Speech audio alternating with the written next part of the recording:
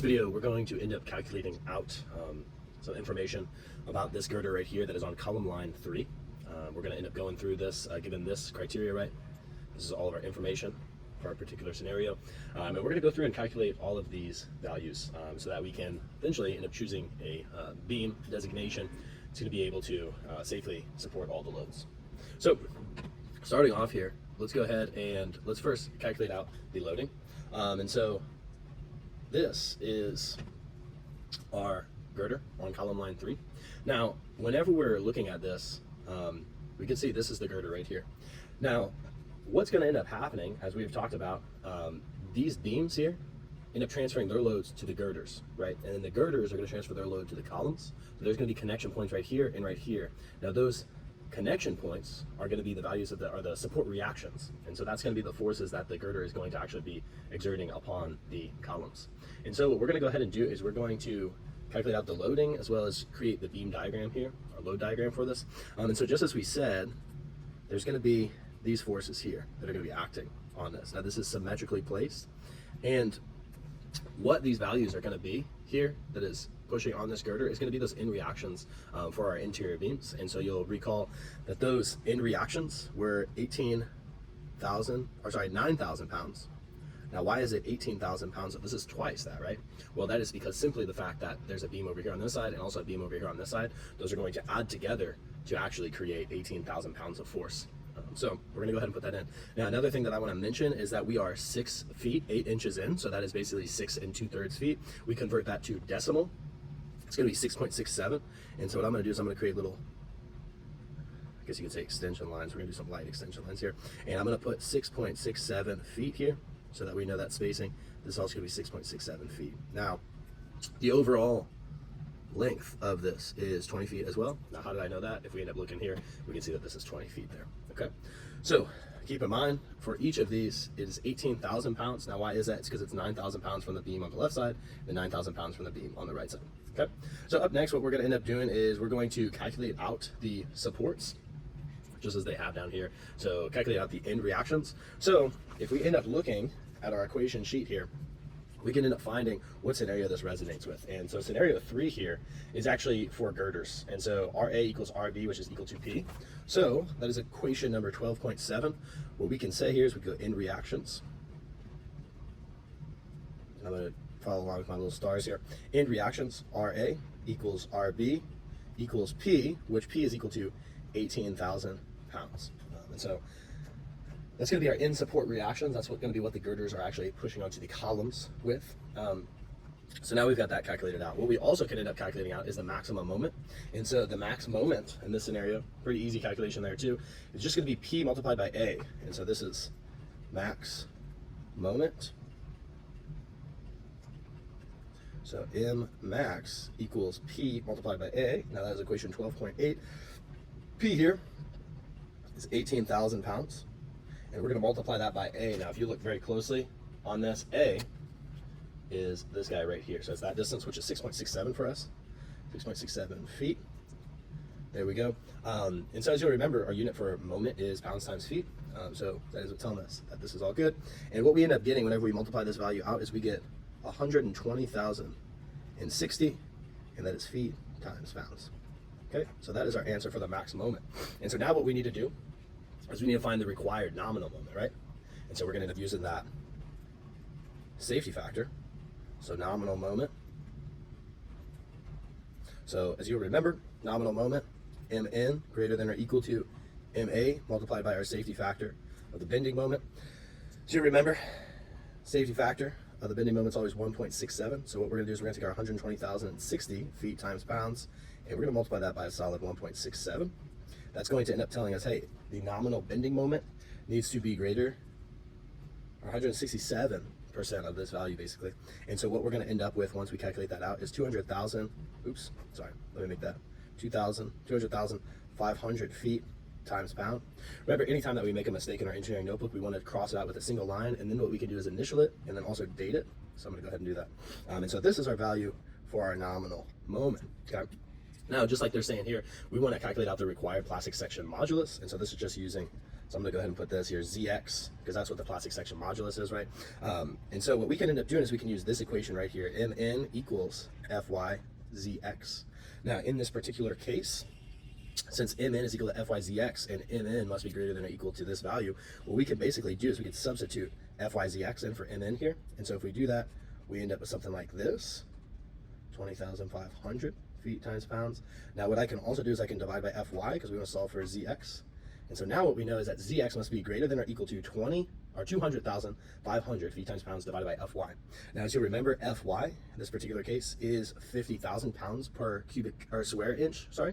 And so as we can see here, Zx greater than or equal to, we want to be careful with our units. Zx should end up being in a value of inches cubed, right? So if this is feet times pounds, what I want to actually do is convert this from feet on the top to inches. And then we're going to divide this by the 50,000 pounds per square inch. And so what happens is the pounds cancel. Since this is on the bottom and we've got this also in the bottom of a fraction on the bottom, this is actually going to end up moving to the top. So it's inches squared times inches, which is going to leave us with cubic inches, which is very, very good. And so what we're going to end up here once we evaluate this is going to be 48.12 cubic inches. And so that's what our plastic section modulus must be. It must be greater than or equal to 48.12. And so now what we can end up doing with this is we can end up choosing a beam. So let's go ahead and choose a preliminary beam that's going to be efficient, right, and being able to hold all this. So if we end up looking at this, we want to end up going to properties here. We want to look at ZX, and we want to find something that's around the neighborhood of 48.12. So let's keep scrolling down here. Let's keep scrolling down. And what I'm seeing here is this guy right here, 54. Boom, that's jumping out at me already. So this is a W16 by 31. I'm going to end up taking down some important information. So we're going to say try W16 by 31. That's what we're going to say. Now the ZX value of that, if you'll remember, it was 54.0 inches cubed. And we're going to write down some other information about this. I'm going to write down that IX value. Now the IX value, moment of inertia about the X-axis, right? That's going to be 375. Now what is the unit for that? If you look underneath that I, it's inches to the 4th power. So we're writing that down. And then now let's also get some other important information. As you probably know by now, we do need to also get the distance, or the depth here. And so if we scroll down, we'll find that 16 by 31 again. 16 by 31, and so our depth 15.88, and so I'm writing this down, and remember that's in inches, and our web thickness TW, that's equal to 0.275 inches, 0.275. Okay, so as you can see, I wrote all this down. Now I'm going to go ahead, I'm going to inbox that because I want to know that. Okay, so now next part is we do need to end up checking that shear strength, so the shear capacity. So I'm going to go ahead and write this down. So check shear capacity. Okay, so now we've got the equation Vn is greater than or equal to Va multiplied by that bending safety factor. Now in this particular case, Va is equal to Ra, which is also equal to Rb. And now why is that? It's because at this point, this is actually going to be where we have our max shear strength because Ra is equal to 18,000 pounds. So we're going to go 18,000 up. Then once we hit this, we're going to go down to 0, right? Then it's going to go 0 here still. Then it's going to go down to negative 1,800. And then it's going to go over here to RB, and then it's going to shoot back up. Okay, so our max shear is going to be equal to RA and RB. And so now in this case, we can end up plugging in some of these values. So we've got where this is equal to, I'll write this out right here too, 18,000 pounds, right? So now we're going to go 18,000 pounds. I'm going to multiply that by 1.5. So now Vn must be greater than or equal to 18,000 times 1.5, which is going to end up giving us 27,000 pounds. And so that is our shear capacity here, right? That's what we need, taking into consideration our safety factor. And so now what we can end up doing is we can use this equation here, Vn equals 0.6 multiplied by Fy multiplied by dTw, that's the depth of the beam, and then the web thickness of this beam.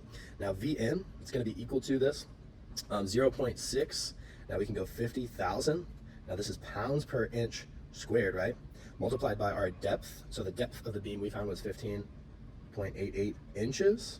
Now we're going to multiply that by the thickness, 0.275 inches. And now what you can see is we have inches times inches, which is inches squared, right? That's going to cancel with the inches squared down here. Vn is now going to be equal to 0.6 times 50,000 multiplied by 15.88 multiplied by 0.275. What we're going to end up finding is that that value is going to be 131,010 pounds. Now, given this, is this guy greater than or equal to 27,000 pounds? Well, this is what Vn is equal to, right? And so we can place that into this equation. And so we can say that 131,010 pounds is indeed greater than 27,000 pounds. And so what this tells us is in terms of the shear capacity, this is going to exceed it, and it's going to exceed it by quite a bit, right? So that means that this beam is passing the test so far, okay? So that's good. What we need to do next is we need to calculate out the deflection limits, right? So as you remember, this is a plaster ceiling, and so we are going to end up using these equations here. So I'm going to go ahead and go deflection limits. And my apologies, it kind of was like I went into an Australian accent there for a second. All right, so we're going to calculate out the deflection limits. So here we go. We're going to go ahead and go dead load plus the live load, right? So we need to calculate that out. And then also we're going to end up calculating out just for the live load what the deflection limit is. And so we can end up throwing in this equation here. So it's L divided by 240. This is for a plaster ceiling. Remember that we do need to ensure that this length is converted from feet to inches. This is the length of our beam, right? And then we've also got L divided by 360 here. So if we convert 20 feet. Now, how do I know it's 20 feet? Because remember, that's the length of the beam, right? So it is 20 feet. We're going to convert that from feet to inches. So I put the feet on the bottom. There's 1 feet and 12 inches. And so now we can divide this by 240. And so what we're going to notice is that these units are going to end up canceling. You end up actually multiplying this out. 20 times 12, that's going to be 240. 240 divided by 240, that's going to actually be 1 inch is what we're going to end up with there. So 1 inch. That is the max deflection for this beam, how much it can sag for the dead load and live load. Okay.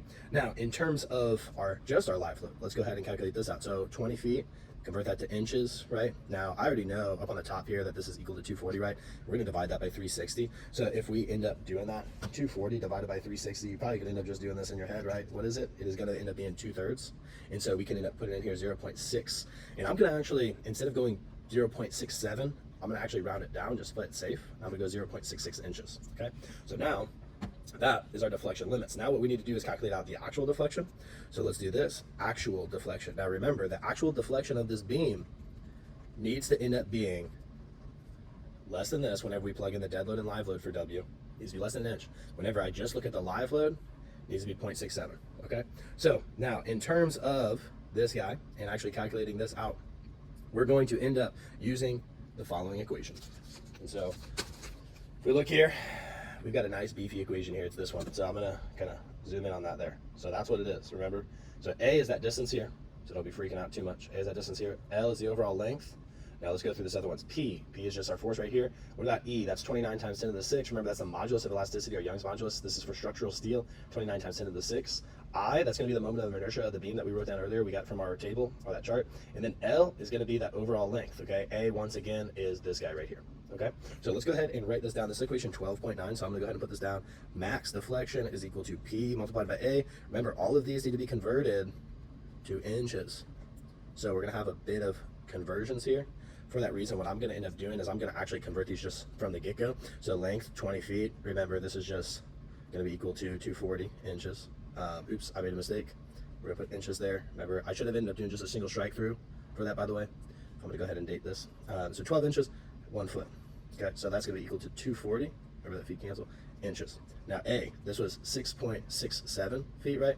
Now what we're going to do is we're going to multiply that by 12 inches over 1 foot. Now if we end up doing this, it's going to be the same thing as basically 6 2/3, right? So 6 plus 2/3. I'm going to try to, there we go. So this is actually going to just be equal to 80. So instead of using that 6.67, I put that in as 6 2/3.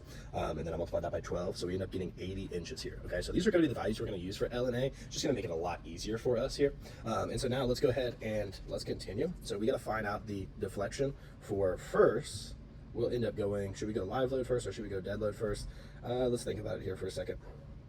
I'm thinking we should go ahead and I'll just write them both out here. So dead load plus live load, and this one, live load. Okay. So in terms of this, what I want to do is I want to calculate out that, let's go dead load and live load first. And so now what we've got here is going to be P, which is 18,000. And then what I'm going to end up doing is I'm going to multiply that by A. Now A in this case, remember, is 80, because we converted that to inches. And so now what I could do is I could divide this by 24 multiplied by 29 times 10 to the 6th multiplied by our I value. So our moment of inertia about the x-axis was 375 here. So what we've got, so 375. And remember, I'm not putting in the units here, but what these units will end up actually canceling out to be is just in inches. And so now we can end up going 3 times L squared. Now L, as we said, was 240 squared. And then what we can do is we need to subtract 4 times A. Now A was 80 inches. We're going to square that. Now whenever I evaluate this out, we're going to end up getting that this is going to be equal to 0.81 inches is what we should end up with here. Okay, so now in terms of this, the live load is 66.7% of the load, because remember that we were saying the total load, and I'll write this up here, total load is equal to 1,000, right? 1,000. So that's 1,000 pounds per foot squared. Now the live load, as you remember, that is equal to 667 pounds per foot squared. And so now what we can do is we can actually set this up as being just a fraction, right? It's basically going to be that the live load is 667 over 1,000, right? Which is 0.667. And so what we can actually do too is we can say that the live load is equal to 0.667 multiplied by our dead load plus live load deflection. And so whenever we plug that in, we get 0.667 multiplied by 0.81. And so what we're going to end up with, and sorry, this is in inches, remember, so if we multiply that out, what we're going to end up with is 0.54 inches, and we have 0.81. So now let's go ahead, let's do our test. So what we said is, hey, for the dead load and live load, it cannot be greater than 1 inch for the deflection. Did that pass the test? Yep, our good old W16 by 31 did pass the test there for that. Now let's look at just for the live load. Did it pass the test here? Yep, it also did pass the test there. Okay, and so what that means is that our beam is pretty solid. Okay, so it means that we did end up passing the test. So let's go ahead and write this down. We conclude W16 by 31 beam will be used for girder on column line 3. It has passed the tests for deflection, nominal moment, and shear capacity. Okay, now what we could additionally do is we could throw this into MG solids with this particular scenario, and we can actually specify the type of beam that we want to end up using so that we can actually see all the deflection and all the calculations for that. So keep that in mind, but this is what we conclude, that the W16 by 31 will work indeed. And so that's good. Remember, if you have any blank space ever in your engineering notebook, you do want to cross that out, and then we're going to go ahead and put today's date at the bottom here, 5/9/25, and we're going to also initial it there. All right, so in conclusion, we ended up finding the girder on column line 3. The type of beam that we need to end up designating is going to be a W16 by 31. All right, thank you all so much for watching. Hope that was helpful. Any comments or questions, concerns, please drop them in the comments. As always, don't forget, like and subscribe. Catch y'all later. Bye-bye.